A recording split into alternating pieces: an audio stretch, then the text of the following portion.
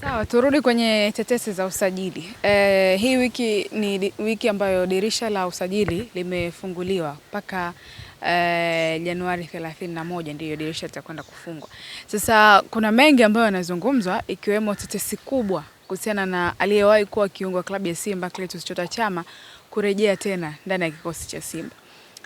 Kwa upande wako, unaiona tetesi hii ikienda kutiki, na kama ikitiki, nini ambacho kitakwenda kufanyika? Tutarajie kuona Chama ambaye ataingia moja kwa moja kwenye kikosi cha Steven Baka na kufanya yale makubwa ambayo aliwahi kuyafanya misimu ya nyuma? Naiheshimu sana hiyo tetesi. Naiheshimu sana hiyo tetesi. Lakini nafikiri Simba wanahitaji kumove on. Na wanahitaji mtu ambaye atakuwa active kuliko Chama kwa wakati ule kuwepo. Chama sio mchezaji mbaya na hatawahi kuwa mchezaji mbaya. Ana historia kubwa ndani ya Simba, sio dhambi yeye kurudi.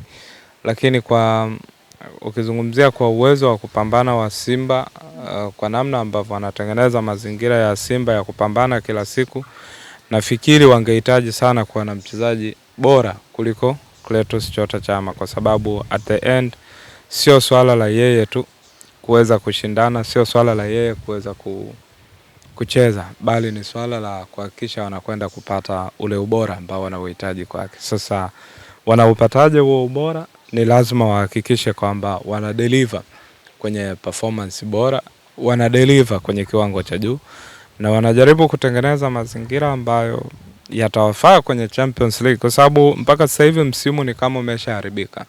Hapa mwanzoni kwenye Champions League wamepoteza mechi 2, ukija kwenye ligi kwenye mechi za mwanzo hawajaanza vizuri sana. Sasa unatokaje hapo? Ni lazima uhakikishe kwamba unafanya kilicho bora na unaweza kudeliver kiwango bora kwa kadri inavyohitajika.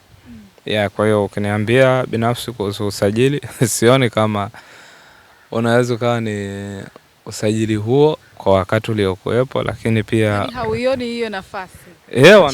Wanahitaji kumove on, wanahitaji watu wengi bora kuliko yeye alivyo. Kwamba hapa Simba ndo ambaye move on. Kwa maana ya kwamba Simba ndo ambaye anamtaka sana Chama. Kwa mujibu ulivyozungumza, Simba ndo wanamtaka Chama, si ndio? Hujaniambia kama wao ndo wanapaswa kumove. Yes, wanapaswa kumove on, kwa sababu nafikiri kama ni ng'ombe wa maziwa basi wameshamkamua sehemu ambayo imebaki kidogo atoke damu. Na hiyo inaweza kawa inafanya asiwe na kitu kipya sana cha kuofa. Lakini kama watafanikiwa kuweza kupata kile kilicho bora kwake na wanaamini kwamba anaweza kadeliver kwa ubora huo, sijui, lakini nafikiri wanahitaji kwenda far miles away. Kuna wachezaji wengi bora ambao wanaweza kaja kadeliver kitu bora kuliko kile ambacho angekitoa Chama kwa sasa hivi. Labda kama watamrudisha kwa legendary status, it's okay. Sio mbaya pia, kwa sababu Chama ameshawahi kufanya makubwa ndani ya Simba na ni mchezaji ambaye anaheshimika ndani ya Simba. No matter kilichotokea kwenda Young Africans or whatever. Yani wewe inahitaji usiwe na akili peke yake ndio utaweza kusema Chama hakuwahi kuwa mchezaji mzuri kwa Simba. Hiyo inahitaji level ya juu sana ya ujinga. Uwe mjinga wa kiwango cha juu ndio unaweza kusema hivyo. Lakini mtu yote ambaye akili yake ipo sawa sawa, ana think beyond the reasonable doubt, atakubaliana na mimi kwamba Clatous Chama ni miongoni mwa golden talents zilizowahi kupita ndani ya Simba. Sawa, mbali na upande huo wa klabu ya Simba, tumeona upande wa Yanga pia wakifanya marekebisho kwenye nafasi mbalimbali. Naona Maruf Shakei ameshaonekana, lakini bandarini akiwa na uzi wa klabu ya Young Africans. Ila wale wa klabu ya Yanga kwenda Singida Black Stars. Tuanze na Damaro kuingia kwenye ile safu ya kiungo klabu ya Yanga, inakwenda kuongeza kitu gani? Hesabu yake ni ngumu kama magazi juto, kwa sababu Damaro Kamara alikuwa Singida na Yanga mpaka sasa hivi anatafuta mrithi wa Aucho. Sasa Damaro Kamara alipokuwa Singida kwenye nafasi yake anacheza sana Aucho, na amekuwa akianza Aucho kuliko yeye. So unataka kusemaje? Hesabu yake ni ngumu kama magazi juto, kwa sababu yani Damaro ambaye Yanga wana struggle kwa sababu ya Aucho. Yes. Na wakati Damaro yuko Singida, Aucho ndo ambaye alikuwa akianza. Na sasa Damaro ameenda Yanga ili arithi kile ambacho Aucho alikuwa. Umeeleza vizuri. Kwa hiyo sijui itakuwaje, lakini ambacho na bana hatari sijui, lakini ambacho naweza nikawa na uhakika nacho ni kwamba Damaro Kamara majirani wana hatari.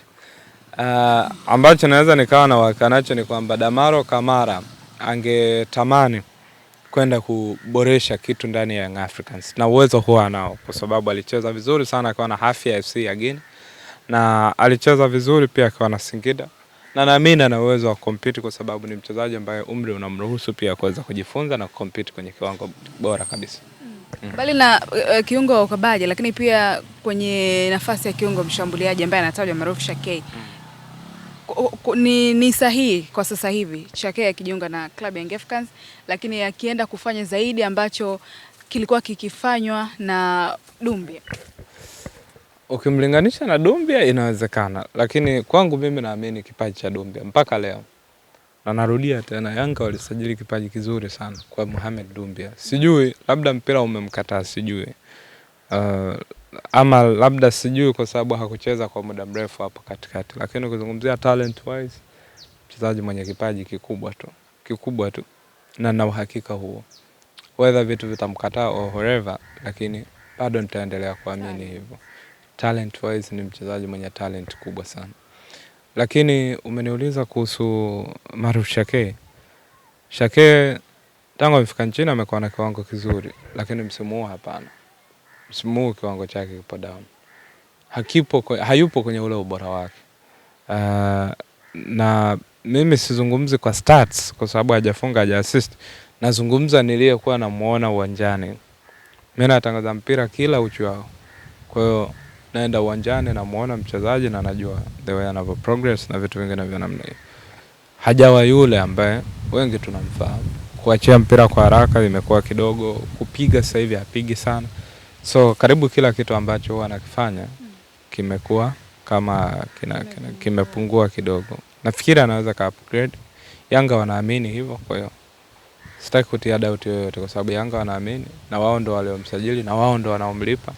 It's fine. Ngoja tuone nini ambacho ataleta, lakini nafikiri nao pia wanapaswa kufikiria zaidi nje ya box.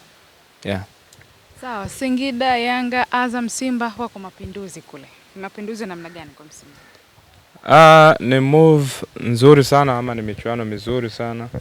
Na ni michuano mizuri kwa sababu Azam wanaonekana waliilia karanga mbichi sana hii michuano.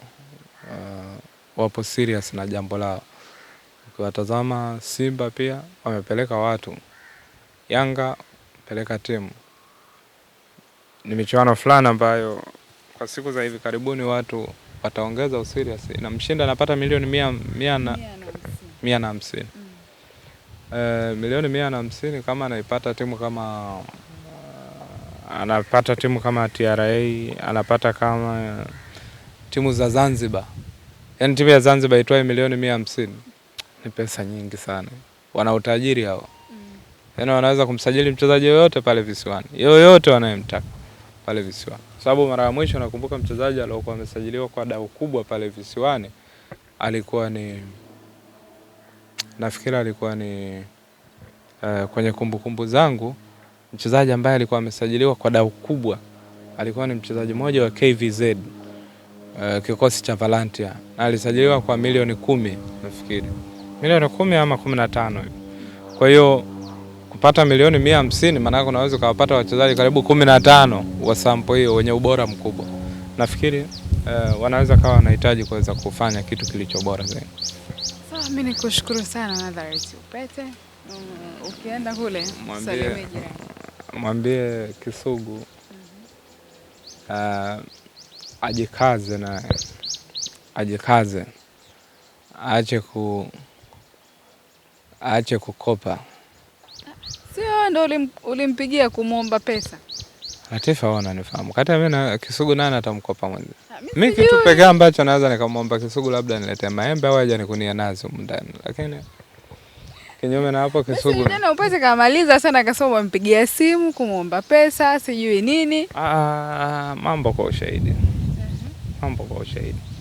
Wewe unajua simu iliyopigwa na iliyopiga, si ndio? jana, yesterday. Kisugu hapa. Hii saa ngapi? Saa 2. Dakika 34. Alipiga, nilikuwa kwenye kipindi. Nikapokea simu, mimi nikaendelea na kazi zangu. Alisikiliza kwa dakika hii 1. Baadaye nilipokuja kumuuliza, ananiambia, sasa tunafanyaje? Leo sijapata chochote.